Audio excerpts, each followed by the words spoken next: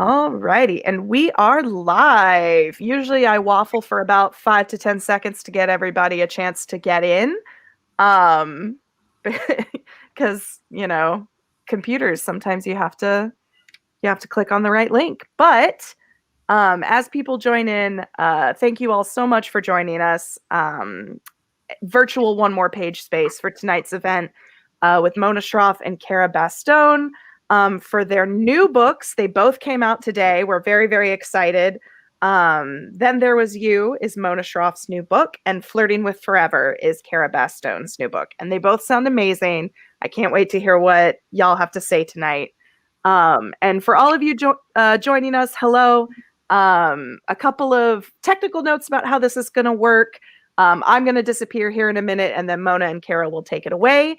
If you have any questions for them, you can drop it in the comment box, either below if you're on Facebook, or I believe it's to the side if you're on YouTube, and we'll be able to see it, and I can put it on the screen if you want.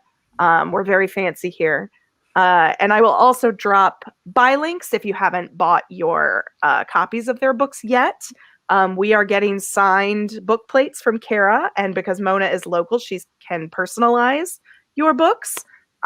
So if you haven't bought those yet, I will also drop that link in the comments. So again, we are so excited to have Mona and Cara with us tonight, and I will, nope, this way, it's backwards. I will hand it over to you ladies. Hello. Hello. Hi, everybody. I hope there's an everybody out there, right?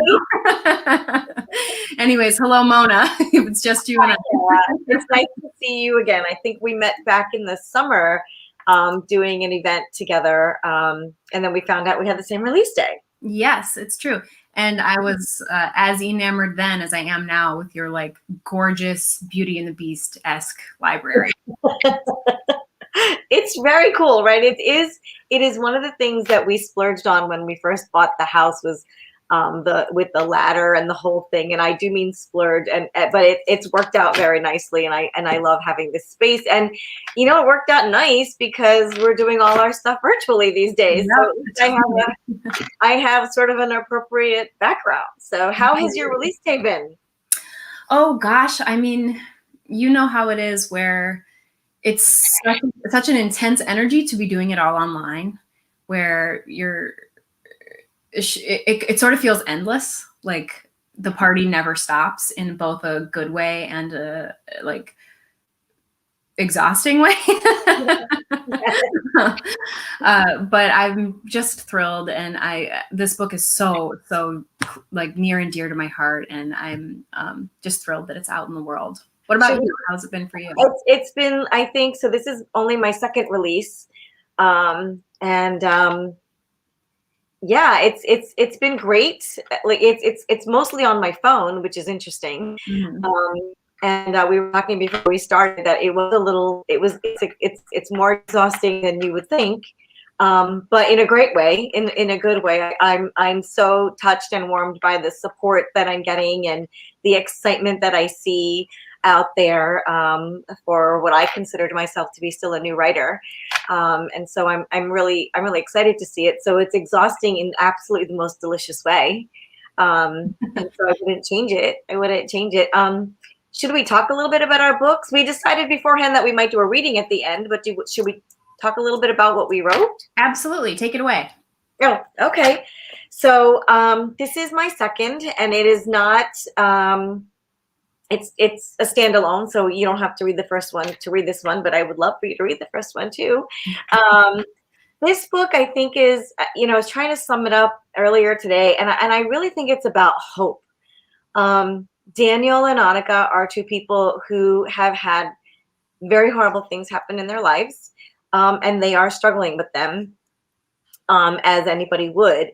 But I feel like that there is in not in spite of, but because they have suffered so much, I wanted to see if there could be hope for them to actually find happiness and happily ever after, even though they have had these very bad things that have happened in their lives. And they do get that, it's a romance, so I'm not giving anything away by telling you that they have their happily ever after at the end of the book, which is why I think most people pick up a romance book. But I like that the feedback I'm getting is that there is a lot of hope here in the book, even though it's a very sad book at times. It can be a tearjerker. I'm not gonna sugarcoat that at all, but it's also very hope filled, and I was very, very pleased that it came out that way, and that I was able to put hope into it during a time where, I think we all kind of just needed a little bit of hope. I mean, we've been home for almost a year, and it's nice to be able to say that there's hope and there's positivity in the world. So I would definitely describe your first book as very hope filled as well. I think that must be part of the secret ingredient you bring as a writer and as a person to what you've written. I hope so. I mean, I hope so. And I think it's one of those things where if it does come organically from you, you don't even really realize it. It comes. Someone had asked me, how did you put hope into the book? And I honestly didn't have an answer of how I put hope to the book. I just was like, I hate to see them miserable. Right. And, I would like for them to be happy, so I drew them a path, and they were kind enough to follow the path. So, these characters do not always follow the path that you. They do not. They do not. And I read you had posted today on Instagram a little bit about flirting with forever and how that came to be, and you added in there how you met your husband, which I thought was really an interesting story as well. So do you want to tell us a little bit about? Yeah, absolutely. Flirting with Forever. It's the third in my Forever Yours series, the final.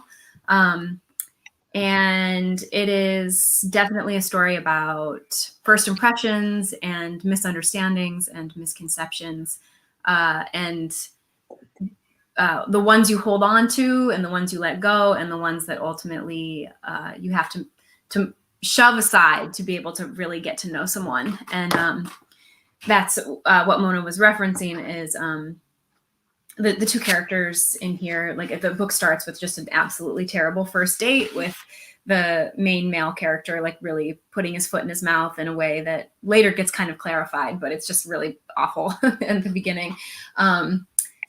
And both characters leave their first date thinking, oh yeah, definitely there's not going to be a future with that person.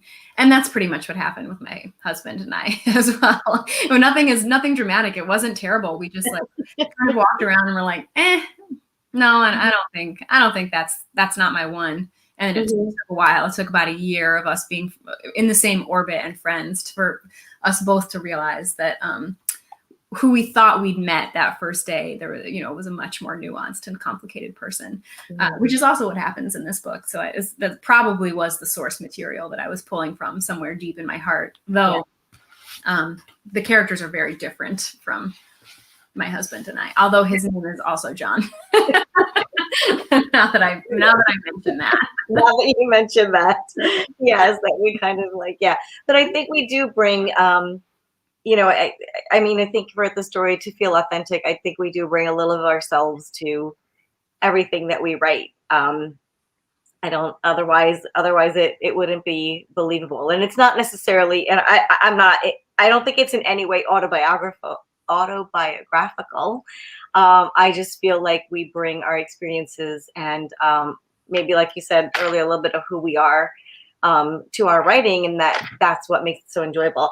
I have not had a chance to read Flirting with Forever because it showed up today at my front doorstep, but I did read Just a Heartbeat Away of Cara's, and I just want to show you the book because I am not one of those people who's kind to my books. When I read a book, and this it's can you see like what binding is all, and this is probably like a receipt that I used, but I'm not gonna lie, I full pages back. I mean, it is well done.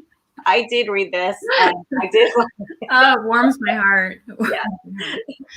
Yeah. So, Mona, I'm wondering, not kind of this line of conversation we're going down. Have you ever written anything or included anything in one of your manuscripts or this manuscript that totally shocked you, that came out of left field?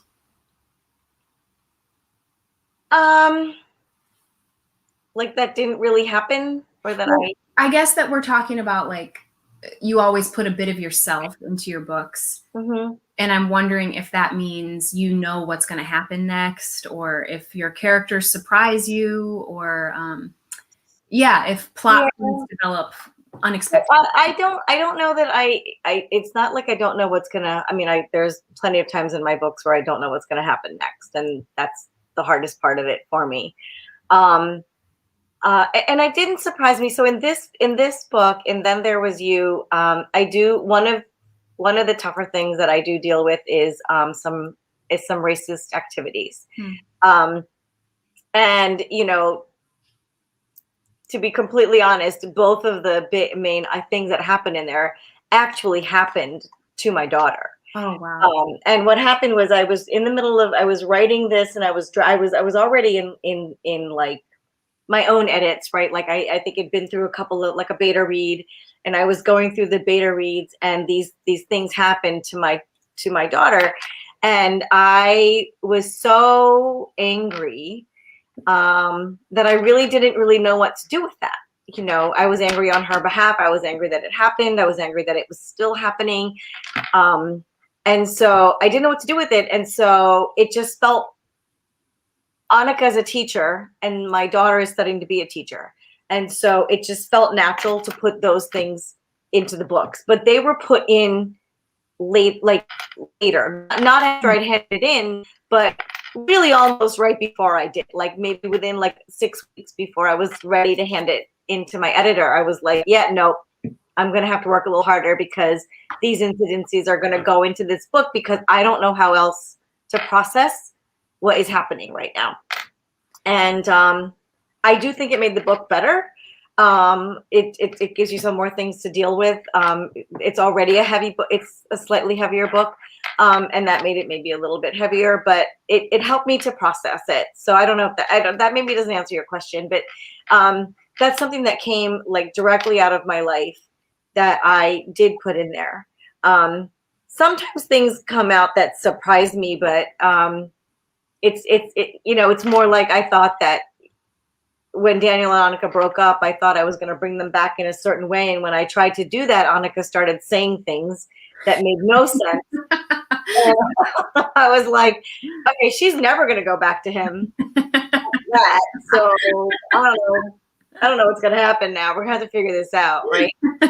So so that kind of thing does happen to me a lot. And even with Maya and Sam, you know, they had the secret baby. They'd been apart for such a long time. And, you know, I think I struggled a lot with how would Sam forgive Maya for keeping his child from him for 15 years, because this is no small feat to process, you know, and, you know, and also forgive his mother, because his mother had a strong hand in that type of thing, because she was there, and that kind of thing. And, you know, eventually, so I think I did surprise myself with those kinds of things, and I got stuck.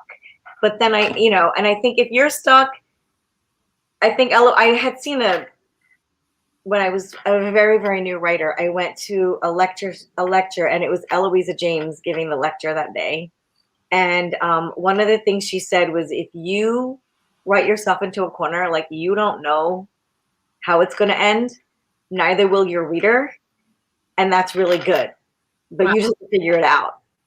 Wow. And when I get there, I always have a sense of satisfaction that, ooh, I got there. And then I have a sense of like, oh my God, how am I going to fix this?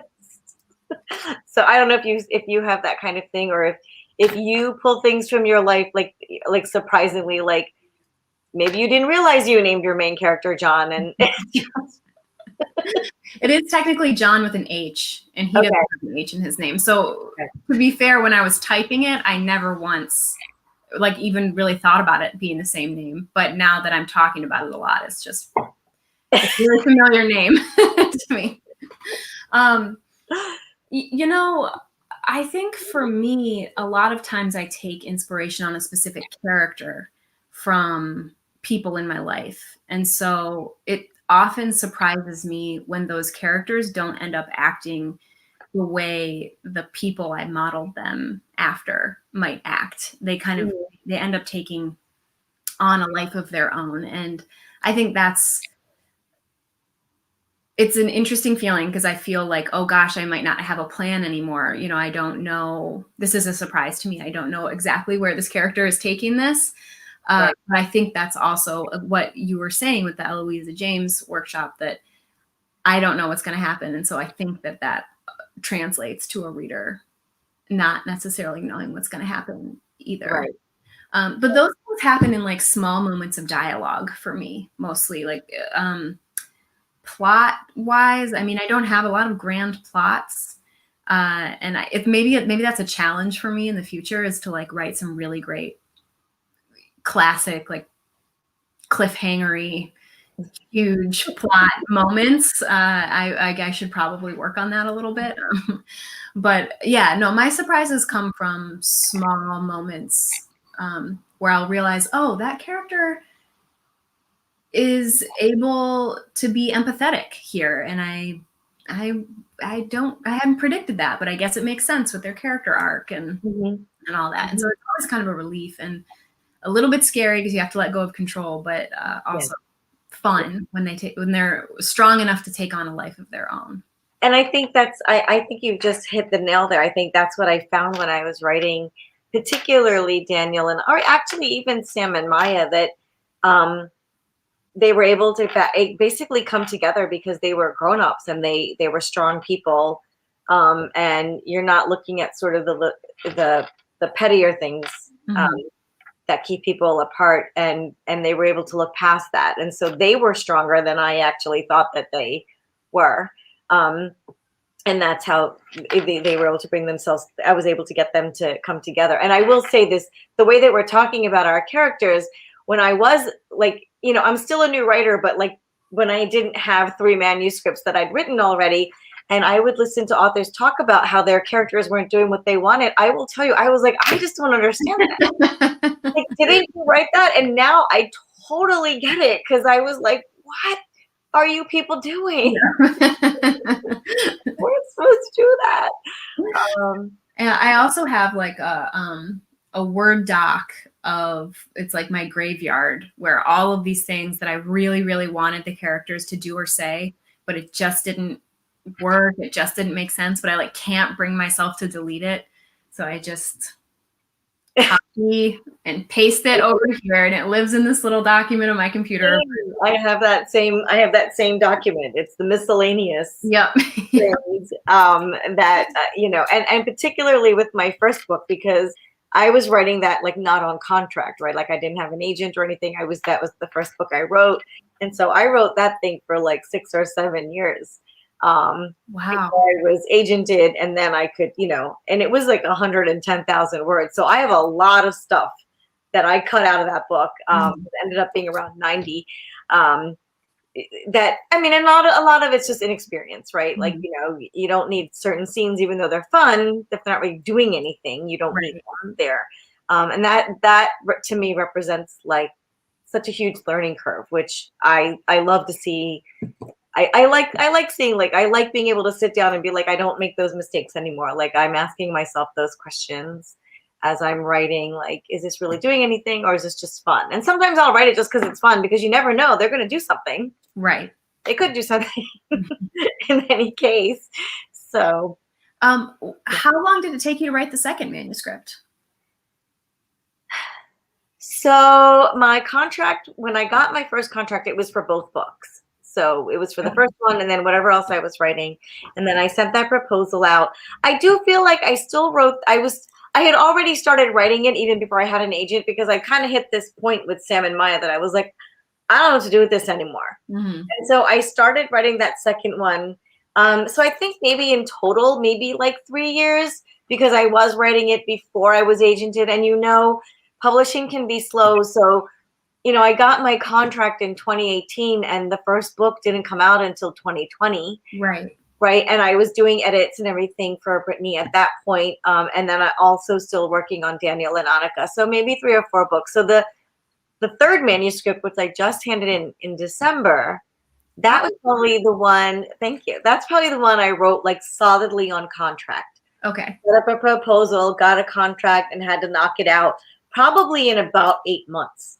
So that was the fastest that I've ever written anything. And those last couple of months, I mean, I didn't see anybody. I'm like, I don't know how this is gonna happen, but I need 45,000 more words, and yeah, it's a good thing my kids don't live in the house anymore.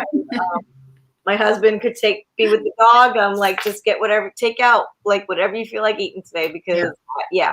Living the dream, just panic writing. Honestly, which I'm going to continue to do, because I just very excitedly they were able to announce just a few days ago that I signed a contract for 2 books with Harlequin Special Edition. Wow! Congratulations! I'm so excited, but I have to read 2 books this year. Wow. Yeah.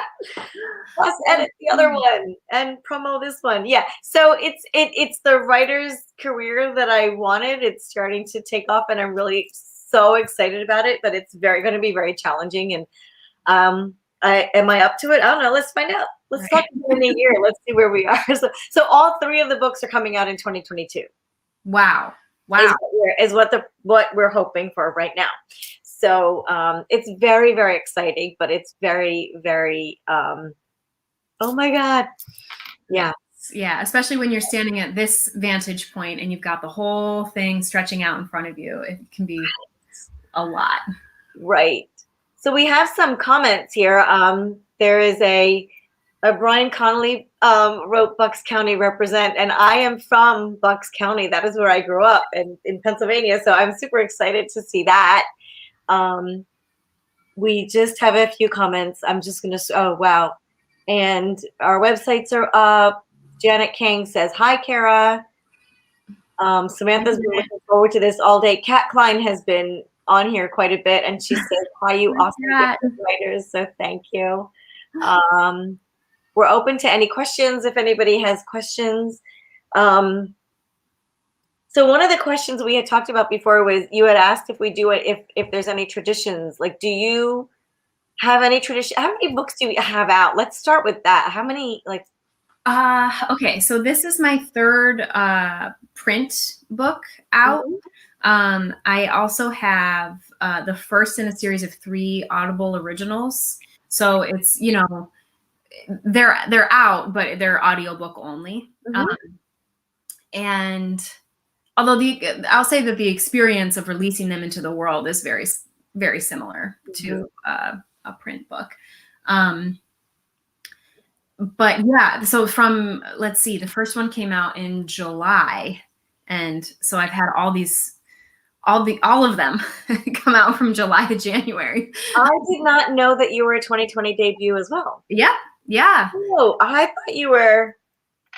Oh, well, yay. That's a lot then. Oh my God. I know. It's been, it's so, and like you said, the industry moves at all different sorts of paces. And for me, I first signed with Harlequin in, I think it was 2017. And then the book, because of the type of book it was, and other things they had slated and this, that, and the other, it got pushed back.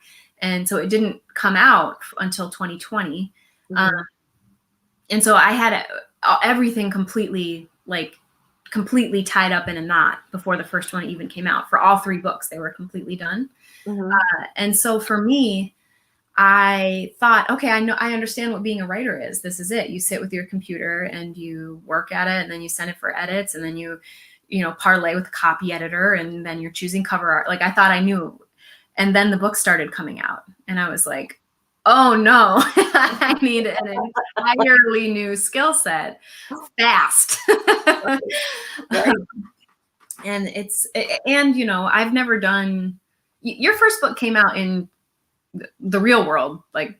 Yeah, right before, so January 2020. So I was able to do a month of signings, and I will say my very first book signing live was with Nora Roberts in Boonesboro, Maryland, in her bookstore. What? Yeah, she's amazing. She totally supports new authors. So she does like a book signing every month, and she'll invite big names and then sort of like local authors and things. And I was able to get in, and the only signing she had in 2020 was on February 1, and my book had just come out. Wow. And that was my first signing. And then I had one more page the following week. And in my hometown of Bucks County, I was at the Newtown Bookshop. So I think I had February, like an event or two each weekend to kind of build a book up, which were all live. I was at Cupboard Makers in Enola, Pennsylvania as well, and they were so lovely. And then March hit, and I was supposed to go to BLC, and I was supposed to go to Polycon, and I was really excited, and everything shut down. Wow. So I did start in the real world and end up in sort of COVID world. Yeah. But obviously this book is coming out in COVID world. And speaking about promoting, we have a couple of questions. Alex Serrano was asking, how do we feel about promoting our own books? Alex loves to hear about authors talk about their work and inspiration, but realizes it isn't easy for anyone. So how do you feel about promotion? Oh, it's a muscle. And I think that it's, at times fatigued for me. It doesn't come necessarily naturally. And the whole internet doesn't come naturally. Maybe it doesn't come naturally to anyone. I don't know. It sure seems to come naturally to some people. But I believe in my work, and I really want people to read it. And so when I promote, I try very hard to come from a truly genuine place where it's like as if I'm actually sitting down at a table with someone and I say, look, I wrote this book. I'm super proud of it. And that makes it work for me. Otherwise, I feel like I'm just trying to get people to buy something, and that's not, that doesn't work for me. Yeah. But I will say that coming from that place of opening, like truly opening your heart and being like, I'm right now at this very moment, I am feeling proud of what I'm putting out here and showing you, that you can't do it all the time. You have to choose your moments for that. You do. I'm definitely learning the cadence of it and doing, having 4 books come out, or 4 projects. The audio book is definitely a book. It's just not physical. Having 4 books come out between July and January was, I had to build those muscles really fast. Yeah. In the future, I'd love to space them out a little bit. If my agent is listening. And I think I agree with you. We spent all this, we put heart and soul, I think, right, into writing these books, and we want them to be read, right? I mean, more power to the people who write just to write, but I write because it makes me happy. But I also write because I want other people to experience the feelings that I'm putting out there. And you're right. If you just take that during that time of promotion, then you don't really feel like you're trying to make somebody buy something, right? You're just kind of like, listen, you're a reader and it's a good book and I'm proud of this. And I think it's really important for us to be able to say that we're proud of it. If you're not proud of it and you aren't happy with your work, then you're definitely not, no one else is going to be. I think that's very true. We had another question here. Cindy asks, for both authors, how did you know you had a good story for readers and publishers? Well, so for me, I was a ghostwriter for many years or a few years before I actually tried to get my own work published. And so I had maybe a rare breadth of work where none of it is work that I ever promoted or even really saw through beyond the first or second draft. You just kind of, you write it and you sell it.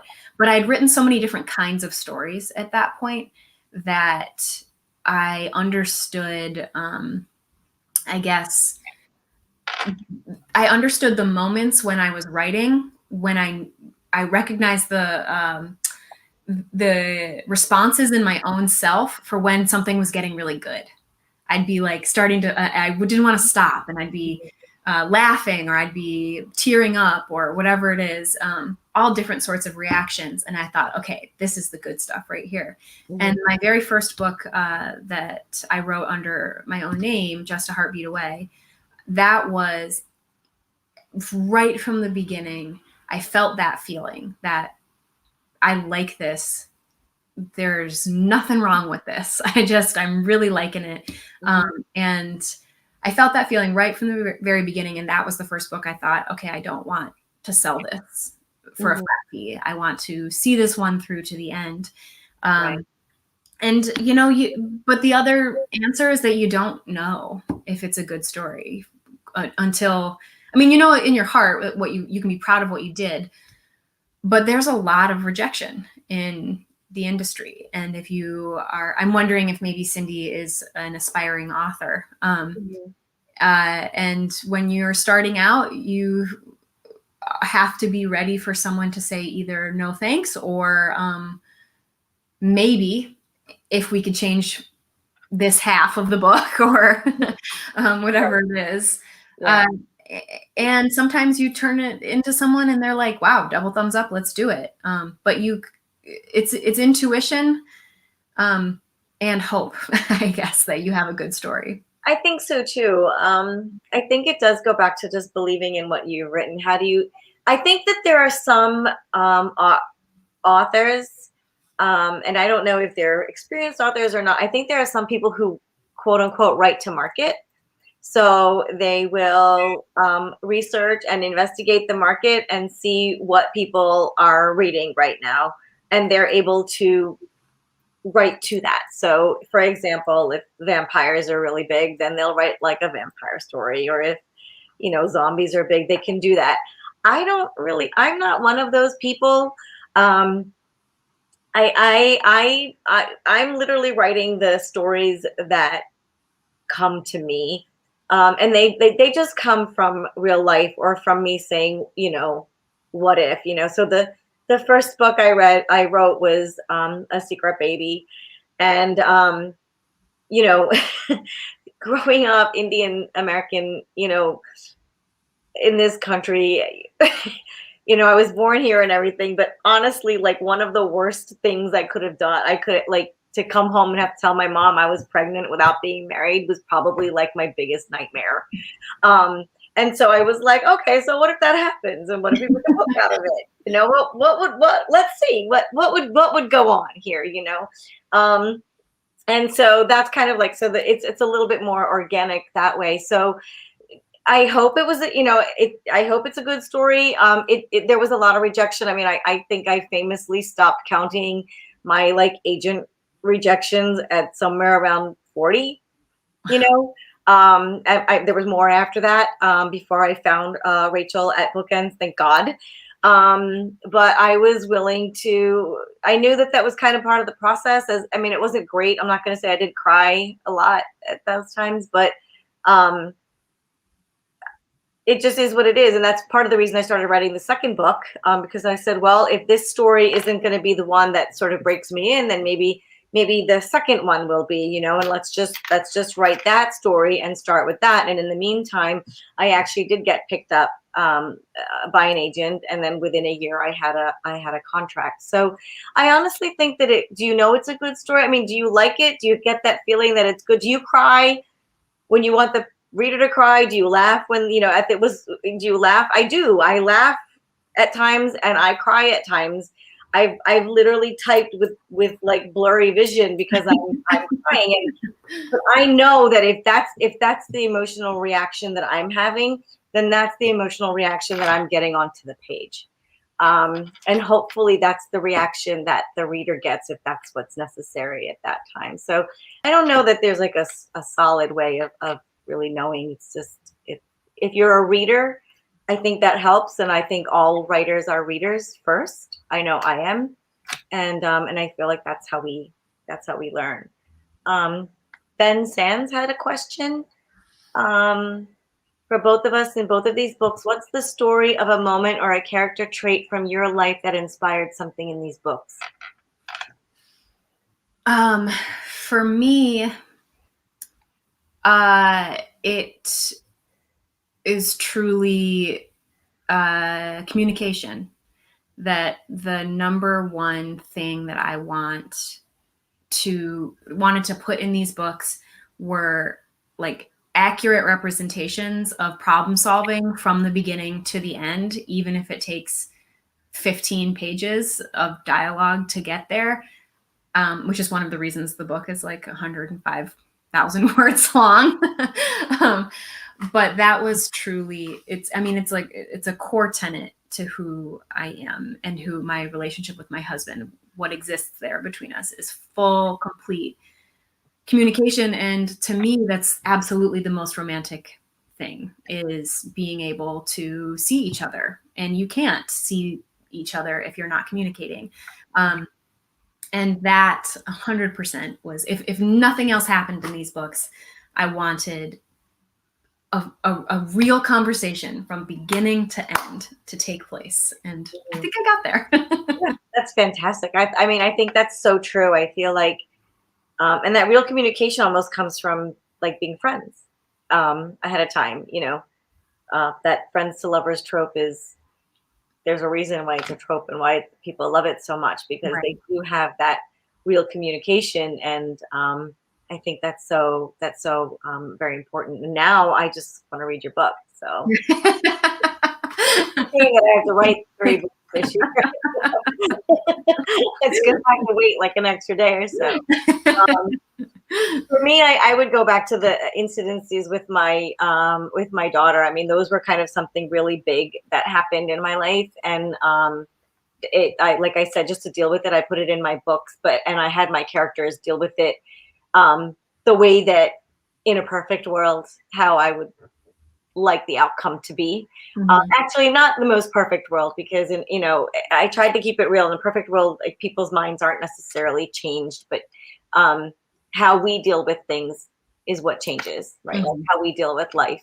And I think that's like another theme that goes throughout the book, like the things that happen to Daniel and Annika that make them so sad, that really scar them.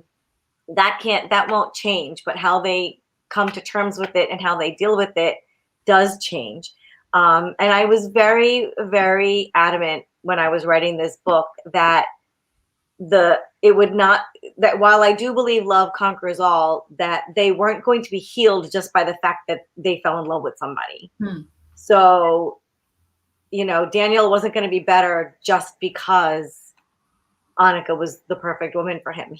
They were each going to have to do the work for themselves before they could actually come together as sort of this, as a unit.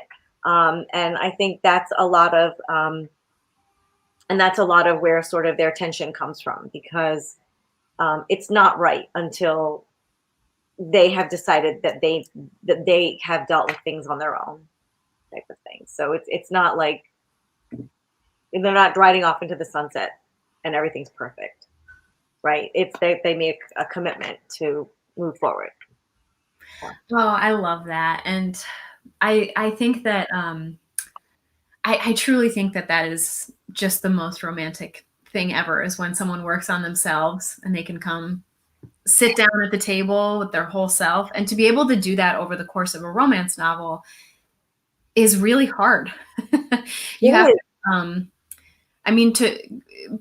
the arc of a romance novel requires so much pair building, that to then step back and also focus on the individuals in the pair, it takes a lot of skill. And I will definitely say that you fully pulled it off in your first, and I can't wait for the second. Tara asks, both of your stories have an element of trying again, though in different ways. Is that something you started with knowing you wanted in the book, or that happened organically?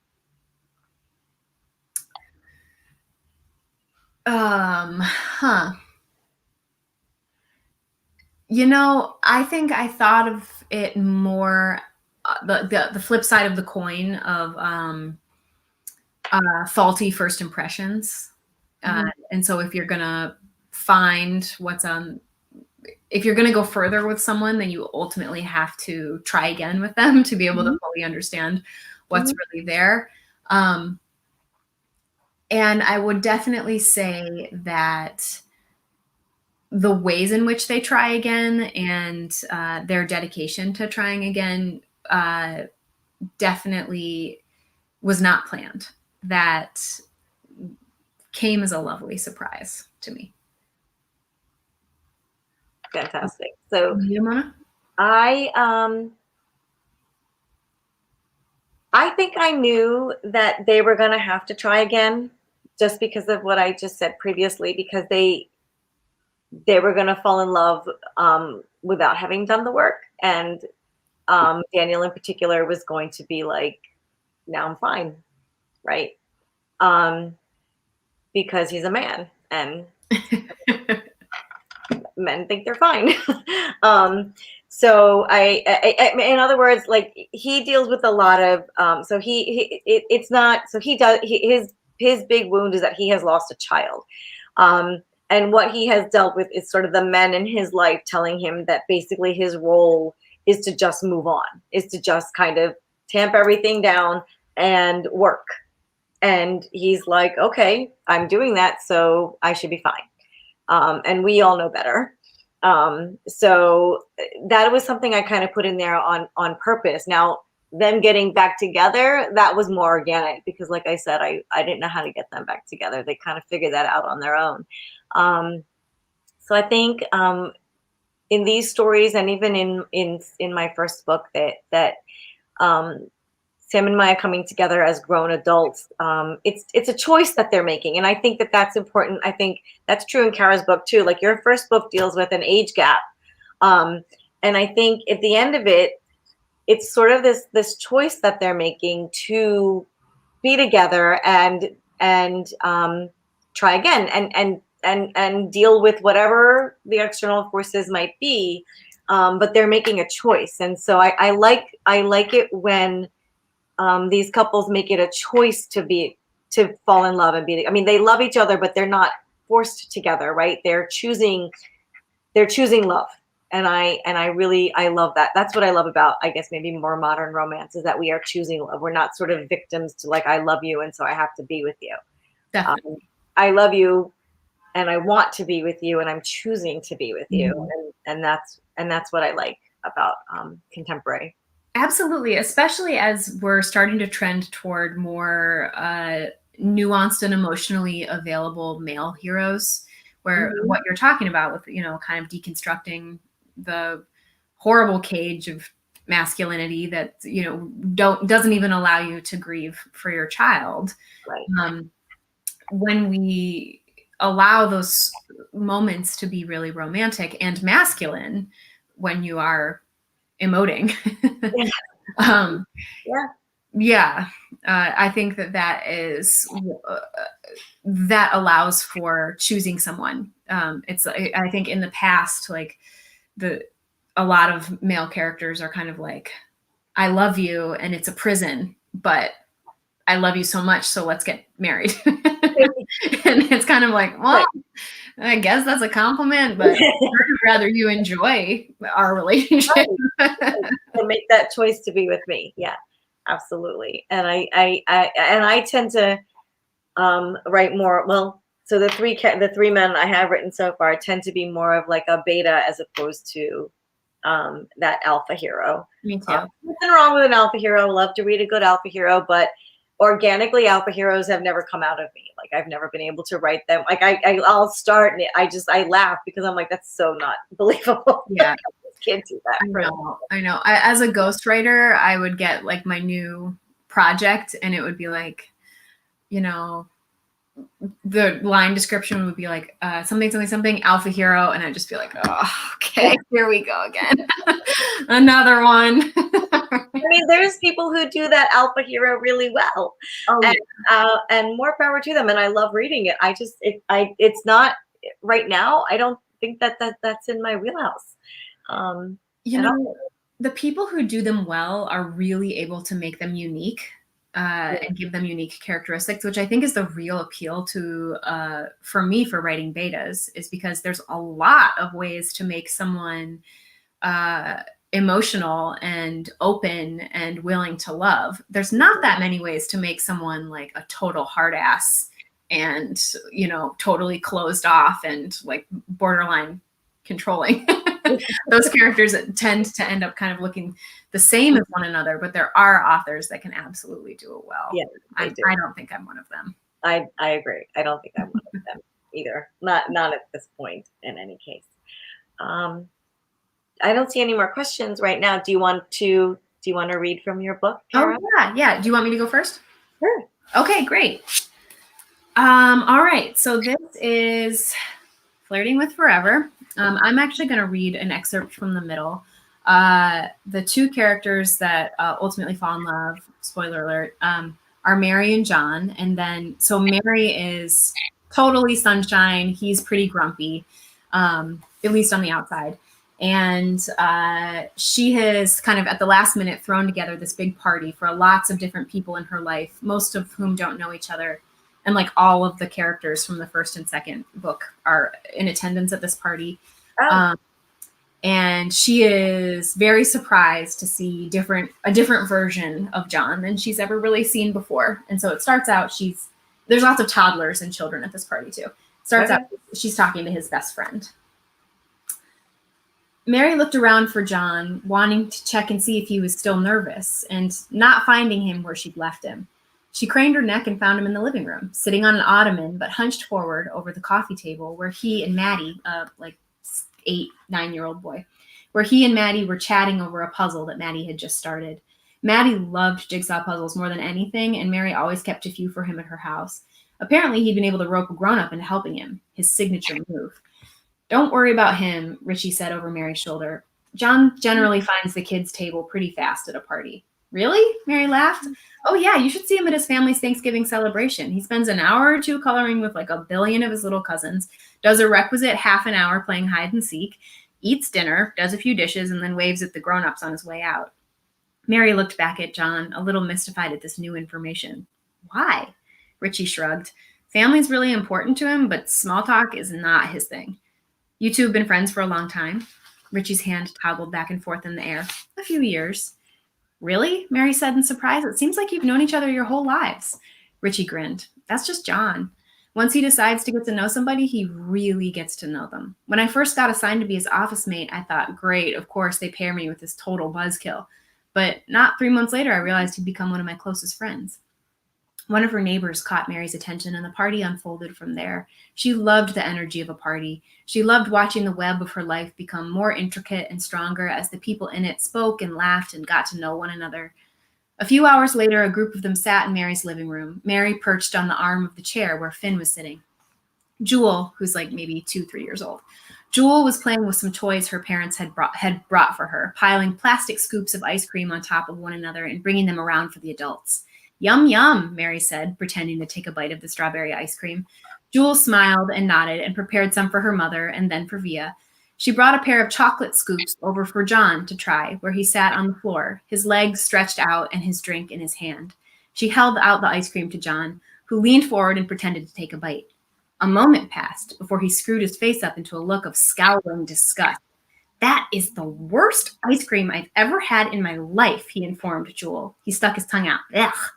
At first quite shocked, the little girl glanced back at her mother, who was chuckling. Jewel turned around and started giggling at John's disgusted face. Bring me another flavor, John demanded. Say please. Please bring me another flavor at once. John knocked a fist firmly against the floor beside him, making Jewel jump and laugh a little hysterically. She ran back to her pile of ice creams and came back with a strawberry and a vanilla.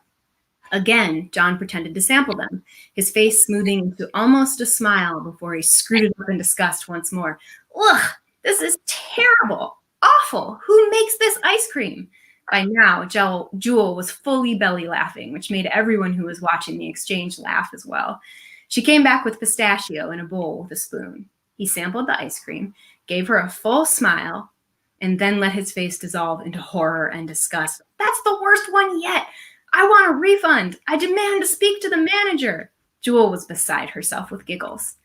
You're catching flies, Finn muttered to Mary. What's that? Mary tore her attention from John and Jewel and looked down at her friend, who was peering almost smugly up at Mary. I said, you're catching flies in your wide open mouth while you stare at John. Mary pursed her lips. I was watching, not staring. Sure, Finn tucked her smile into her drink. Mary glanced back at John. His black hair, white shirt, black pants, black socks, everything black and white, except for the man himself, who was turning out to be quite a complicated pattern of color. She wrinkled her nose and looked down at Finn again. So maybe I was staring, she admitted. Finn laughed. Are you catching feelings for him? No, Mary said resolutely, shaking her head. Then she thought of his aftershave, how happy she'd been to unexpectedly see him in the bar the other night. Maybe. Yay! That's awesome. Let me clap for you. Yeah, definitely gonna have to delay the writing and read that. Right now, yours. You said you were going to read the first chapter, and I changed my mind while you were reading. Okay. Because the first chapter is just Annika, and so I'm going to read a little bit of the fourth chapter, and because it has both of them in it, and basically, it's I don't think I read the whole thing, but I'll read some of it. Basically, it's the first time that Daniel and Annika are going to interact with each other that they both know about. Okay. And so Daniel is a flight helicopter medic, and he had been at the bar a couple of nights. She works in a bar at night because she's a teacher during the day. And he had been there, and he had seen her, that this is the bar that she works at. And he had seen her before some months ago, but so he's back at the bar. Daniel leaned on his bike and closed his eyes against the intermittent flashing of the Phil's Place sign. He could still see red light pulsing from behind his eyelids. She was in there. He should go in. He wanted to go in. Last night, he'd stood in this spot for an hour, then gone home. There was alcohol in there, and while he and alcohol were not enemies, they certainly were not friends. He caught his reflection in one of the windows to Phil's place and quickly looked away. Large windows gave him a view of the older man with salt and pepper hair standing behind the bar. The red neon Phil's Place sign obstructed his view of anything more. He didn't even want a drink, but Annika Mehta was in there.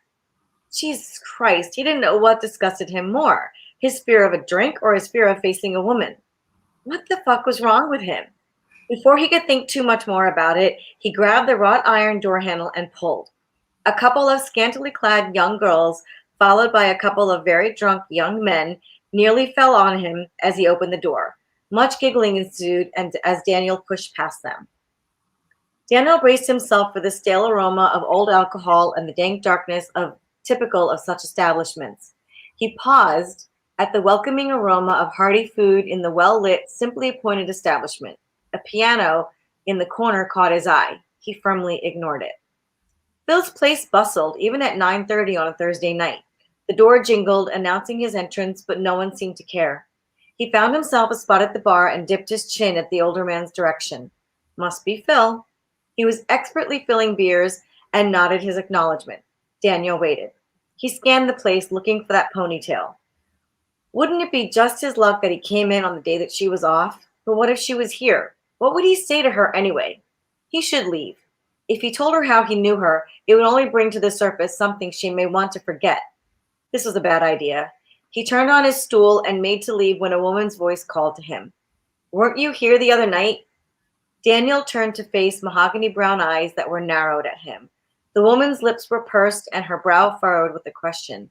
She wore her hair back in a ponytail, which Daniel knew hid beautiful dark tight curls. Even though he'd walked in here looking for her, he was caught off guard, and a few extra seconds ticked by before he gathered himself to speak. A slight flush built in her cheeks as he stared at her. No, I think I would remember that. Sure you were here, with the fire engine. She pointed to his jeans and t-shirt. You were wearing a uniform, but I'm pretty sure it was you. Ah, yes, the gunshot victim, Daniel nodded. He couldn't take his eyes off her. Oops. Yeah, you were the one who faltered. There was no challenge in her voice, just fact. Excuse me? You just stopped in the middle of treating that man. How could you possibly know that? I saw. Most people watch the victim. I watch the medics. She shrugged. Excuse me if I stepped on your manhood. Daniel grinned. Noticed him. I hesitated a moment and my partner took over. He studied her face. In any case, it happens almost never, and my partner is great. So, I wasn't wrong. You faltered. She waved her hand at the bar. Can I get you something? Her flowery scent wafted toward him as he sat down again. Bourbon. Rocks. She left to retrieve his drink without so much as another word. He tried not to stare as she chose the bottle and a glass, plunking a large ice cube into it before pouring him 2 fingers of what looked like relatively cheap bourbon. Her movement was fluid and graceful. She was just a couple inches shorter than Phil, whom Daniel put as a couple inches shorter than his own 6'1". Phil muttered something to her that made her smile and shake her head as she walked back to Daniel with his drink. The smile transformed her. It was light and pure and filled with humor. He didn't think he would ever be able to get enough of that smile. So lost was he in her smile and movements that he startled when she set his drink down. He swirled it around. Say something. Conversation was not coming easy. Forget conversation. Speaking was a challenge. Annika walked away. Daniel stared at the drink. It wasn't that he couldn't control how much he drank. It was what happened to him when he did. He let everyone believe that he had stopped drinking because he couldn't afford to lose his job, but the truth was something darker. Aren't you going to drink it? Annika was back, a look of bewilderment in her face. I don't drink. You know this is a bar. She raised her eyebrows and spoke slowly as if he were daft. And that is a drink. You could watch her talk forever. Yes. Wow, he was a stirring conversationalist. Why was he here? He should just drop some cash and leave and never return. No good was going to come of this. There was a reason he didn't get involved with women, just like there was a reason he didn't drink bourbon. She shrugged and started to leave again. I'm not an alcoholic. The words spilled out of him. Okay, if you say so. She started to walk away. In case you were thinking I was some sort of alcoholic testing myself or something. Whatever. The smile was gone, replaced by impatience. It's just that the effects of alcohol remind me of things he needed to forget. Why was he explaining himself? Anyway, I haven't had a drink in a while. Listen, I'm not your AA counselor or whatever. Drink it, don't drink it, I do not care. Either way, you owe me $8. Oh, I love it. I'm so excited. Mine's going to be here tomorrow. I'm excited. So we're almost at the end. Let me see if there's any more questions. There's one more. Excluding your own work and each other's, what's your favorite new book recommendation that you want everyone to read? Oh gosh, anything by Rebecca Weatherspoon. I love her. She's so unique and fresh, and she's she's got a great Instagram, Rebecca Rebekah Weatherspoon. Mm-hmm. Full recommendation. And I would say I currently I've loved everything Sonali Dev has written, but she is currently writing a series of Jane Austen retellings. And the first one was Pride, Prejudice, and Other Flavors. And I read that one, and it's amazing. And the next one is Recipe for Persuasion. And the next one coming out is Incense and Sensibility. And my God, just that title. No, it's so good. It's so good. So I would say you cannot go wrong with any of those. And if you like those, try her earlier stuff. Bollywood Bride, Bollywood, oh my God, now I can't remember any of the names, but there's a Bollywood Bride and there was another Bollywood one. And then she had A Distant Heart. I mean, there's a bunch, just look her up. She was completely, those are like my treat ones. When I finish a manuscript, I get to read a Sonali Dev. Yeah. Well, thank you so much for celebrating tonight, Mona. It was great to have our simultaneous book birthdays. It really was. It really was. I was so excited about this event, and I was so glad to be able to talk with you. To talk with you again, and it's been a fantastic release day. Absolutely. Can't hear you. Oh, we can't hear you. We can't hear you. Unplug these headphones. They don't like me sometimes. But I'm going to jump in here at the end. For all of those who are watching, thank you so much for tuning in. Thank you for all of your fabulous questions. I've also put links to Cara and Mona's recommendations for Rebecca Weatherspoon and Sonali Dev in the comments as well. So go ahead and click on those if they sounded interesting to you. I highly recommend both of their suggestions as well. And yes, thank you all so much. Thank you, Mona. Thank you, Cara. This was a great conversation. I loved listening in. Thank you all so much for watching. And we will see you next time. So thank you all again. Thank you. Thank you.